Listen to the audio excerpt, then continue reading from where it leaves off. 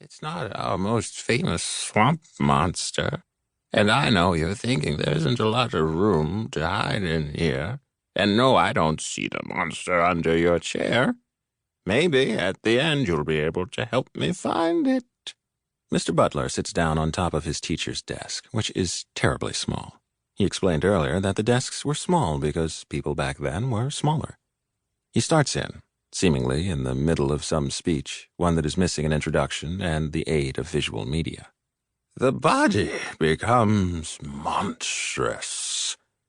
His voice is still strong, and his pauses are ones of confidence, not indecision. Our skin sags, wrinkles, flakes, loses the luster that isn't any color in particular, but is there. Strange bumps and lumps will emerge like they've been there all along, waiting beneath the surface, biding their time. Our body transforms into this thing, this intimate stranger. Now, Mr. Butler was never actually a schoolteacher. He worked at the paper mill for 40 years. Maintenance. He made sure the conveyor belts worked right, and the front loaders loaded and the forklifts lifted. His wife, Vera, was the last teacher at the Little Red Schoolhouse. The Butlers were never able to have children of their own. Vera told everyone that the town's children were hers as well. In truth, Vera spent her last years complaining about how cruel and rude the children were becoming. And in the easy comfort of her husband's company, she often referred to her students as little monsters. A decade after teaching her last class, Vera served as the first tour leader for the schoolhouse.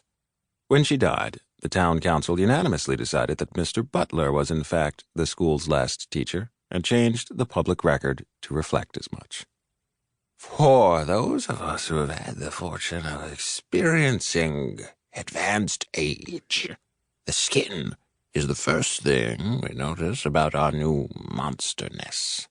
I've been an old man for a long, long time, but there are still moments when I am sure that this is not my skin. Moments when I am sure that my skin was like your skin just yesterday or this morning. It's as though my lifetime has occurred during one single day. It was only this morning, after breakfast, that I ran with my friends and I wore bruises and scabs on my knees and elbows like badges of honor. Then, right before lunch, my skin held fast, strong muscles that never knew weakness. Only an hour ago, my wife was tracing little looping circles on my back that gave me shivers. Initially, Mr. Butler fought against the town's edict, their blithely bureaucratic elimination of his wife from the town's history. He succumbed to their wishes, eventually, if only to give him something to do with his remaining days. Of course, when he dies, his name will be erased from the town charter, and there will be a new last teacher. Mr. Butler looks forward to having his name, and his unfortunate usurping of Vera's life work, erased from the moldy corridors of the town's folklore. He met his two replacement candidates last week.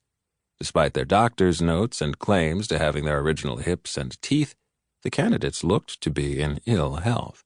He's no doctor, just like he's no teacher, but they looked worse than he felt. Mr. Butler says, "There are still moments when I am sure there must be some mistake, some horrible, terrible mistake, and that I have, for some reason that has never been made exactly clear to me, grown the skin of a monster. I guess what I am saying is I'm not sure I deserve this honor, one way or another." Some of the children laugh nervously, even if they don't quite understand all the words Mr. Butler uses. But they do understand what he means. Most of the kids don't hear a word he says and stare at the large black mole on his left cheek, the one that looks like a hole. The chaperones fidget like their students, and they no longer want to be in the Little Red Schoolhouse. They want to cut the tour and presentation short, as they feel the encroaching tightness in their joints, the lower back pain that worsens when sitting in any one position too long. The chaperones do not interrupt Mr. Butler.